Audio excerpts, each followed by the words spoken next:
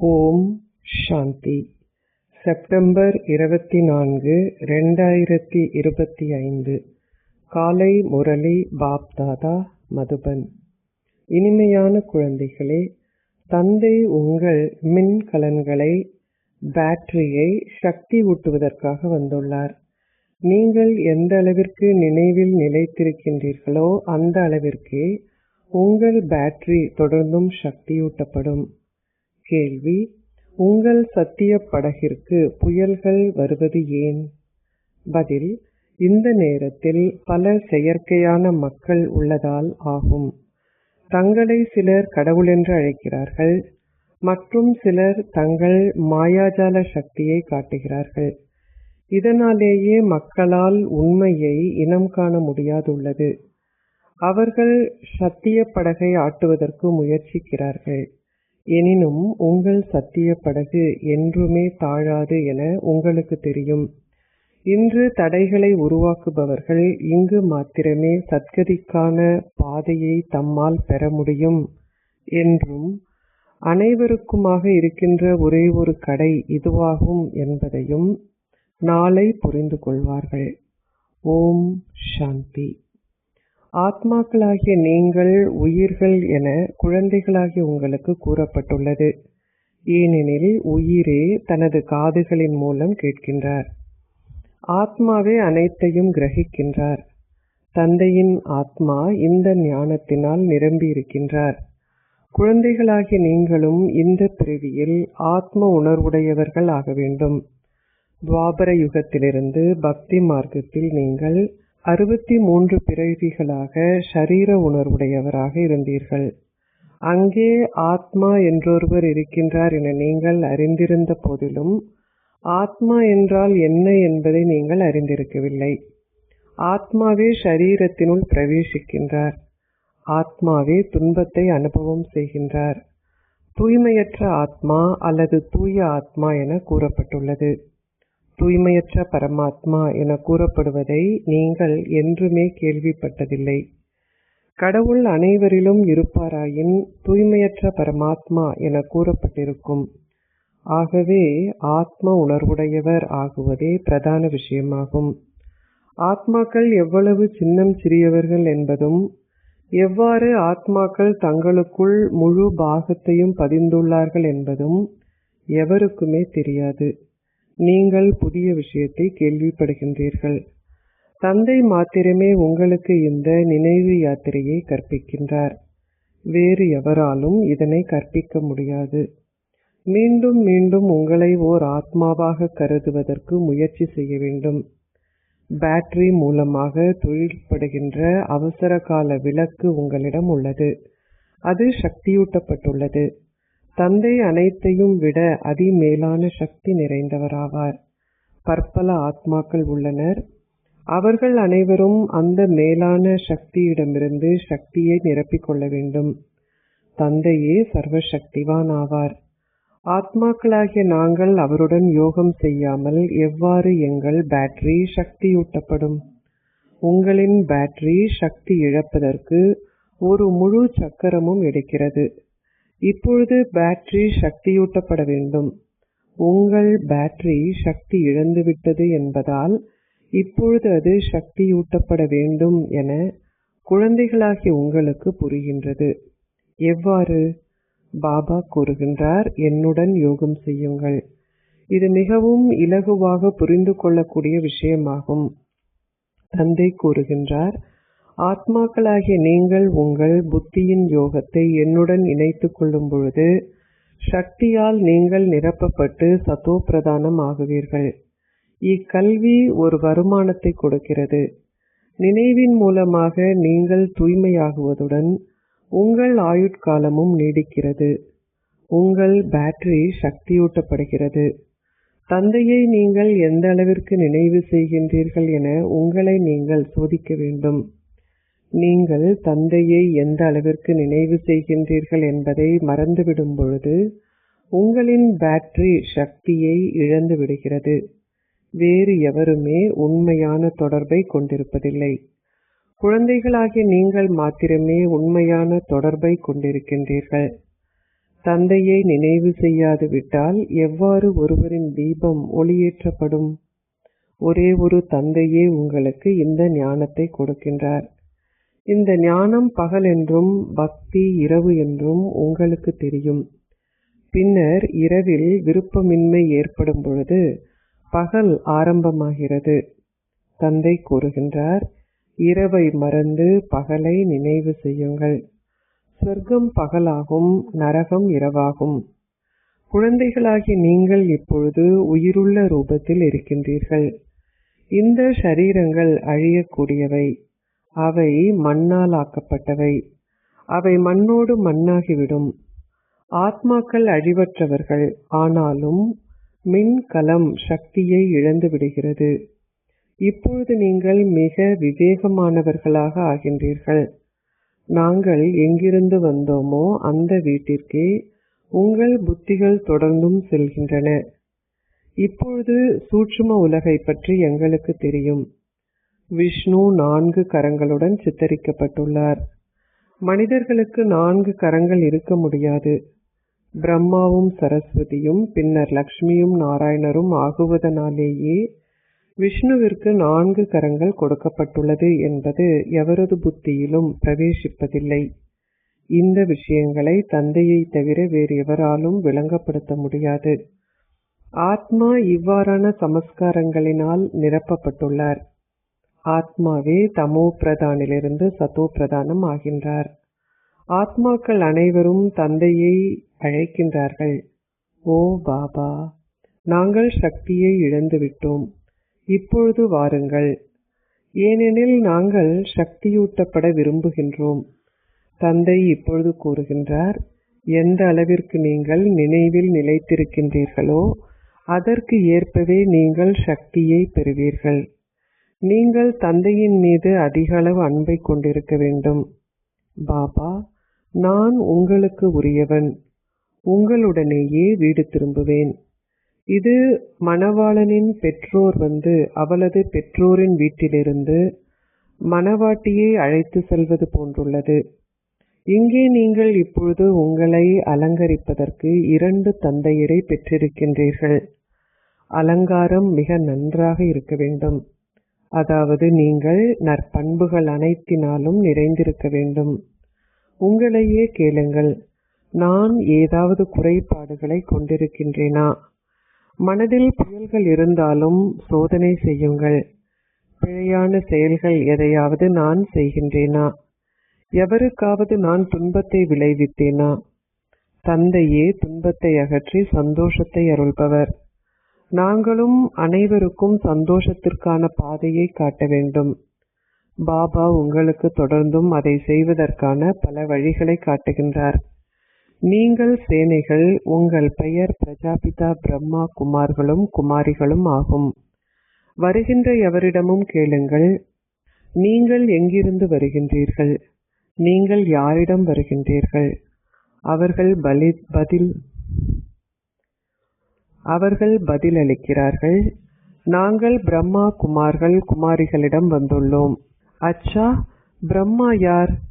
நீங்கள் பிரஜாபிதா பிரம்மா என்ற பெயரை எப்பொழுதாவது கேள்விப்பட்டதுண்டா? ஆம், நீங்களும் பிரஜாபிதா பிரம்மாவின் குழந்தைகள். அனைவரும் அவருடைய மக்கள். அவர் உங்கள் தந்தையும் ஆவார். ஆனால் நீங்கள் அவரை அறிந்திருக்க மாட்டீர்கள். பிரம்மா நிச்சயமாக ஒருவருடைய குழந்தையாவார். அவருடைய தந்தையிடம் சிவ் பாபாவிடம் பார்க்கக்கூடிய ஷரீரம் இல்லை. பிரம்மா விஷ்ணு சங்கரர் ஆகிய மூவரையும் விடவும் சிவ் பாபா மேலானவர். திரிமூர்த்தி சிவன் என்று கூறப்பட்டுள்ளது. ஏனெனில் அவரே அவர்கள் மூவரையும் படைத்தவர். சிவ் பாபா உச்சியில் இருக்கின்றார். பின்னர் வம்சாவழி விருட்சம் போன்று மூவரும் உள்ளனர். பிரம்மாவின் தந்தை நிச்சயமாக கடவுளே ஆவார். அவரே ஆத்மாக்கள் அனைவரினதும் தந்தையாவார். அச்சா, எனவே பிரம்மா எங்கிருந்து வந்தார்? தந்தை கூறுகின்றார், நான் அவரின் ஷரீரத்தில் பிரவேசித்து அவருக்கு பிரம்மா என பெயரிட்டேன். குழந்தைகளாகிய உங்களுக்கு பெயர்கள் கொடுக்கப்பட்டுள்ளதை போன்று அவருக்கும் பிரம்மா என பெயரிடப்பட்டது. பிரம்மா கூறுகின்றார், இது எனது தெய்வீக அலௌகிக பிறப்பாகும். நான் குழந்தைகளாகிய உங்களை தத்தெடுக்கின்றேன். நான் இவரின் சரீரத்தில் பிரவேசித்து உங்களுக்கு இந்த ஞானத்தை பேசுகின்றேன். ஆகவே நாங்களே பாப் தாதா. அவர் பிரவேசிக்கின்ற சரீரத்தில் அவருக்கென சொந்தமான ஆத்மா உள்ளார். நான் வந்து அவருக்கு பக்கத்தில் அமர்கின்றேன். இரு ஆத்மாக்கள் ஒன்று சேர்ந்து ஒரு பாகத்தை நடிக்கின்ற பல நிகழ்வுகள் உள்ளன. ஓர் ஆத்மாவை வரவழைக்கும் பொழுது அந்த ஆத்மா வந்து எங்கு அமர்வார்? அந்த ஆத்மா நிச்சயமாக வந்து பிராமண புரோகிதரின் அருகில் அமர்ந்திருப்பார். இங்கும் இரு ஆத்மாக்கள் உள்ளார்கள், பாப் மற்றும் தாதா. தந்தை இவரிடம் கூறுகின்றார், உங்களுக்கு உங்கள் சொந்த பிறவிகளை பற்றி தெரியாது. அவரும் உங்களிடம் கூறுகின்றார், உங்களுக்கும் உங்கள் சொந்த பிறவிகளை பற்றி தெரியாது. நீங்கள் ஒவ்வொரு சக்கரத்திலும் 84 பிறவிகளின் சக்கரத்தை சுற்றி வந்த பின் வீட்டிற்கு திரும்புகின்றீர்கள் என்பதை இப்பொழுது நீங்கள் நினைவு செய்கின்றீர்கள். இப்பொழுது இச்சங்கம யுகத்திலேயே நீங்கள் மாற்றப்படுகின்றீர்கள். யோகத்தை கொண்டிருப்பதன் மூலம் நீங்கள் சத்தோப்பிரதானம் ஆகுவதுடன் உங்கள் பேட்டரி சக்தியூட்டப்படுகிறது. பின்னர் நீங்கள் சத்தியுகத்திற்கு செல்வீர்கள். முழு சக்கரமும் தொடர்ந்து உங்கள் புத்திகளில் சுற்றி வருகின்றது. நீங்கள் விரிவாக்கத்திற்குள் செல்ல முடியாது. விருட்சத்தின் கால எல்லையும் உள்ளது. பின்னர் அது காய்ந்து விடுகிறது. இங்கும் மனிதர்கள் அனைவரும் காய்ந்து வறண்டு விட்டதை போன்றுள்ளனர். அனைவரும் தொடர்ந்தும் ஒருவருக்கொருவர் துன்பம் விளைவிக்கின்றனர். இப்பொழுது ஒவ்வொருவரின் சரீரமும் அழிக்கப்பட உள்ளது. ஆத்மாக்கள் அனைவரும் மீண்டும் வீட்டிற்கு திரும்பி செல்வார்கள். இந்த ஞானத்தை தந்தையை தவிர வேறு எவராலும் கொடுக்க முடியாது. தந்தை மாத்திரமே உங்களுக்கு உலக ஆட்சியை கொடுக்கின்றார். ஆகவே நீங்கள் அவரை அதிக அளவு நினைவு செய்ய வேண்டும். நீங்கள் நினைவில் நிலைத்திருக்காது விட்டால் மாயையினால் அறையப்படுகின்றீர்கள். மிக கடுமையான அறை விகாரத்திற்கே ஆகும். பிராமணர்களாகிய நீங்கள் மாத்திரமே யுத்த களத்தில் நிற்கின்றீர்கள். ஆகவே புயல்கள் உங்களிடம் மாத்திரமே வரும். எனினும் நீங்கள் பாவ செயல்கள் எதனையும் செய்யாதீர்கள். நீங்கள் பாவ செயல்களை செய்யும் பொழுது தோற்கடிக்கப்படுவீர்கள். பாபா குழந்தைகளாகிய உங்களுக்கு கற்பிக்கின்றார், குழந்தைகளே, என்றுமே விகாரத்தில் ஈடுபடாதீர்கள். குலத்தின் பெயரை அவதூறு செய்யாதீர்கள். ஒரு லௌகீக குடும்பத்திலும் ஒரு குழந்தை தகுதியானவராக இல்லையெனில் பெற்றோர் கூறுவார்கள், உங்கள் முகத்தை ஏன் அழுக்கானதாக ஆக்குகின்றீர்கள்? நீங்கள் குலத்தின் பெயரையும் அவதூறு செய்கின்றீர்கள். வெற்றியையும் தோல்வியையும் பின்னர் தோல்வியையும் வெற்றியையும் அனுபவம் செய்த பின்னர் இறுதியில் நீங்களே வெற்றியாளர் ஆகுவீர்கள். இதுவே சத்திய படகு ஆடும். பல செயற்கையான மனிதர்கள் தோன்றியதால் பல புயல்கள் ஏற்படும். சிலர் தங்களை கடவுளென அழைக்கிறார்கள். சிலர் தங்களை வேறு ஏதோ என்று அழைக்கிறார்கள். பலர் தங்கள் மாயாஜால சக்தியை காட்டுகிறார்கள். அவர்கள் காட்சிகளையும் காட்டுகிறார்கள். தந்தை அனைவருக்கும் சத்கதியை அருள்வதற்காக வருகின்றார். இந்த காடும் இந்த காட்டில் வாழ்கின்றவர்களும் எஞ்சி இருக்க போவதில்லை. இப்பொழுது நீங்கள் சங்கமயுகத்தில் இருக்கின்றீர்கள். இப்பொழுது இப்பழைய உலகம் ஒரு சுடுகாடாக ஆகின்றது என உங்களுக்கு தெரியும். நீங்கள் மரணிக்கப் போகின்றவர்கள் மீது பற்று வைக்கக்கூடாது. இப்பழைய உலகம் ஒரு முடிவுக்கு வருகிறது. விநாசம் இடம்பெற உள்ளது. புதிய உலகம் பழையதாகும் பொழுதே தந்தை வருகின்றார். தந்தையை மிக நன்றாக நினைவு செய்வதனால் உங்கள் பேட்டரி சக்தியூட்டப்படுகிறது. சிலர் நன்றாக இந்த ஞானத்தை பேசுகிறார்கள். ஆனால் அவர்களிடம் எந்த யோக சக்தியும் இல்லாததால் அந்த அளவிற்கு வலிமையும் இல்லை. வாள் அந்த அளவிற்கு சக்தி வாய்ந்ததாக இல்லை. தந்தை கூறுகின்றார், இது எதுவும் புதியதல்ல. நான் 5000 வருடங்களுக்கு முன்பும் வந்தேன். தந்தை கேட்கின்றார், முன்னர் நாங்கள் சந்தித்திருக்கின்றோமா? குழந்தைகள் பதில் அளிக்கிறார்கள், நாங்கள் ஒரு சக்கரத்திற்கு முன்பும் சந்தித்தோம். நாடகம் அவர்களை முயற்சி செய்ய தூண்டும் என சிலர் கூறுகிறார்கள். அச்சா, நாடகம் இப்பொழுது உங்களை முயற்சி செய்ய தூண்டுகிறது. ஆகவே அதனை செய்யுங்கள். எங்காவது ஓரிடத்தில் அமர்ந்திருக்காதீர்கள். முன்னைய கல்பத்தில் முயற்சி செய்தவர்கள் மீண்டும் அதை செய்வார்கள். இன்னமும் இங்கு வராதவர்களும் வருவார்கள்.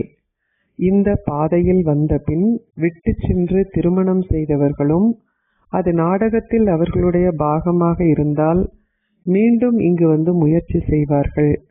அவர்கள் வேறு எங்கு செல்வார்கள்?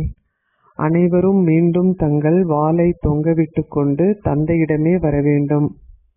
பீஷ்ம பிதாவும் இறுதியிலேயே வந்தார் என எழுதப்பட்டுள்ளது. இந்நேரத்தில் அவர்களுக்கு அதிக அளவு அகங்காரம் இருந்தாலும் அவர்களுடைய அகங்காரம் பின்னர் முடிவடைந்துவிடும். நீங்கள் ஒவ்வொரு 5000 வருடங்களுக்கு ஒருமுறை உங்கள் பாகங்களை நடிப்பீர்கள். உங்கள் ராஜ்யத்தை பெற்ற பின்னர் அதனை இழந்து விடுவீர்கள். நாளுக்கு நாள் நிலையங்களின் எண்ணிக்கை அதிகரிக்கும். சத்யுகத்தில் தேவ தர்மமே இருந்ததென்றும் இதனாலேயே அவர்கள் இப்பொழுது வணங்கப்படுகிறார்கள் என்றும் தேவர்களை வணங்குகின்ற மக்களுக்கு, குறிப்பாக பாரத மக்களுக்கு நீங்கள் விளங்கப்படுத்த வேண்டும். கிறிஸ்துவர்கள் கிறிஸ்துவை புகழ்கிறார்கள். ஆனால் அவர்கள் ஆதி சனாதன தெய்வீ தேவதா தர்மத்தையே புகழ்கின்றார்கள். இந்த தர்மத்தை ஸ்தாபித்தது யார்? அவர்கள் அதனை கிருஷ்ணர் ஸ்தாபித்தார் என நம்புகிறார்கள். இதனாலேயே அவர்கள் தொடர்ந்தும் அவரை வணங்குகிறார்கள். உங்களுக்குள்ளும் இது வரிசை கிரமமானதே ஆகும். சிலர் அதிக அளவு முயற்சி செய்கிறார்கள், சிலர் குறைவாகவே செய்கிறார்கள். அனைவரும் ஒரு விரலை கொடுப்பதனால் மலை உயர்த்த முடியும் என சித்தரிக்கப்பட்டுள்ளது. இந்த உலகம் இப்பொழுது பழையதாகிவிட்டதால் அனைத்தும் அதன் பலத்தை இழந்துவிட்டன. அவர்களால் சுரங்கங்களிலும் தங்கத்தை காண முடியாதுள்ளது.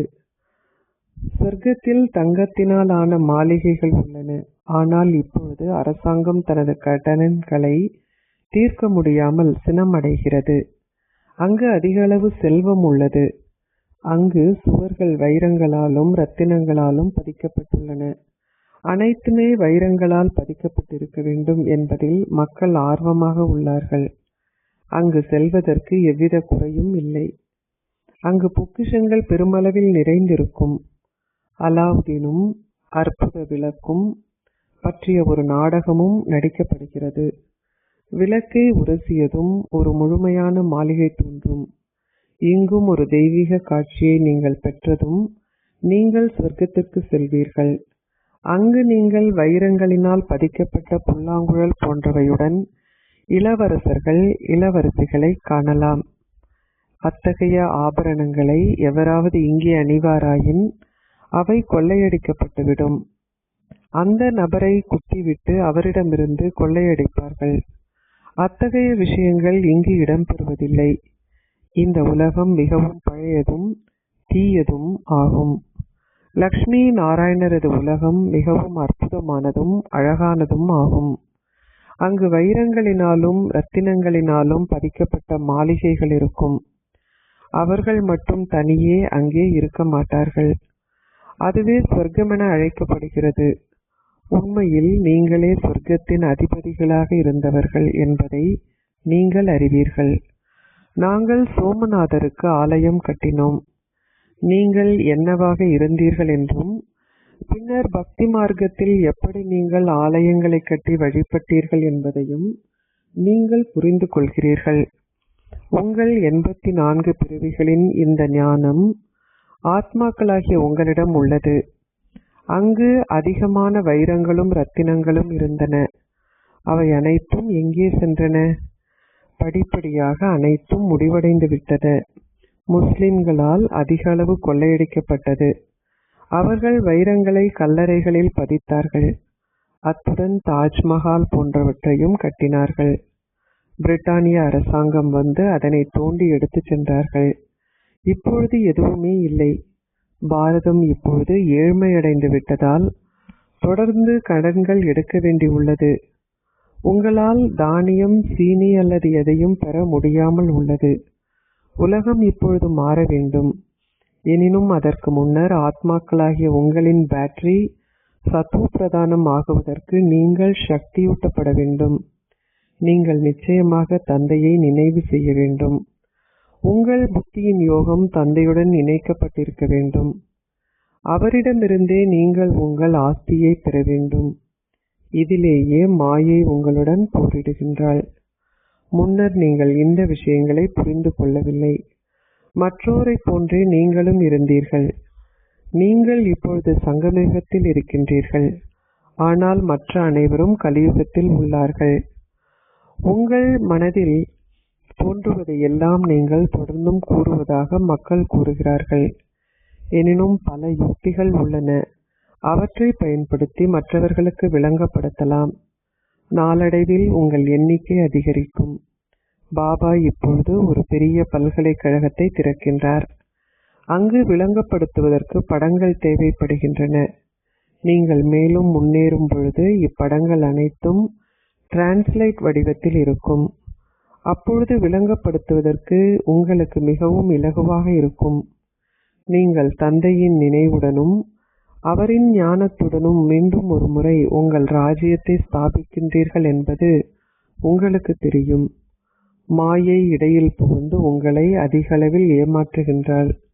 தந்தை கூறுகின்றார், ஏமாற்றப்படுவதிலிருந்து தொடர்ந்தும் உங்களை பாதுகாத்துக் கொள்ளுங்கள். இதற்கான பல வழிமுறைகளை அவர் தொடர்ந்தும் உங்களுக்கு காட்டுகின்றார். அவர்களிடம் கூறுங்கள், தந்தையை நினைவு செய்யுங்கள். உங்கள் பாவங்கள் அழிக்கப்படும்.